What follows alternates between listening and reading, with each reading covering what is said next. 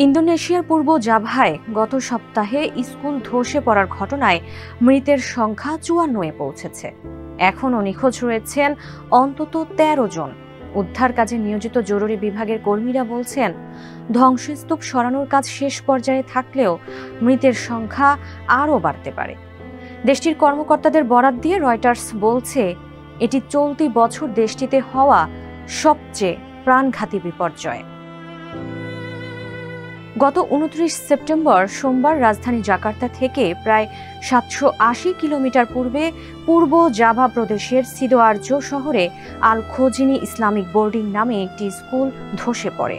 এতে স্কুলটির কয়েকশো কিশোর ধসে পড়া কংক্রিটের ধ্বংসস্তূপের নিচে আটকা পড়ে ও পরে তাদের অনেকের মৃত্যু হয়।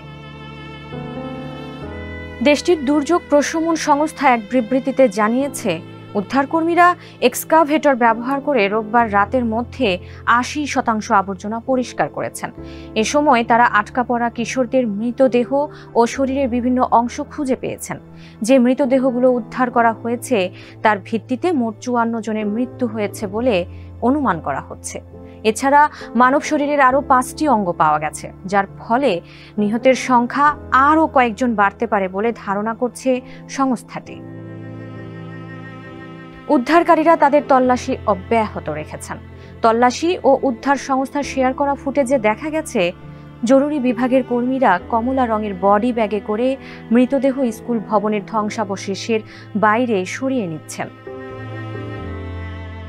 ভবনটির ধসে পড়ার কারণ হিসেবে কর্তৃপক্ষ জানিয়েছে, সম্প্রতি স্কুল ভবনের উপরে নতুন একটি তলা নির্মাণ করা হয়েছিল, কিন্তু ভিত্তি দুর্বল হওয়ায় পুরনো ভবনটি নতুন তলার ভার বহন করতে পারেনি।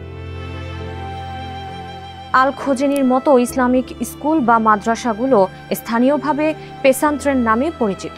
বিশ্বের মধ্যে সবচেয়ে বেশি মুসলিমের বাস ইন্দোনেশিয়ায়, যেখানে এমন প্রায় ৪২,০০০ পেসান্ত্রেনে ৭০ লাখ শিক্ষার্থী পড়াশোনা করে বলে দেশটির ধর্ম বিষয়ক মন্ত্রণালয়ের দেওয়া তথ্যে জানা গেছে।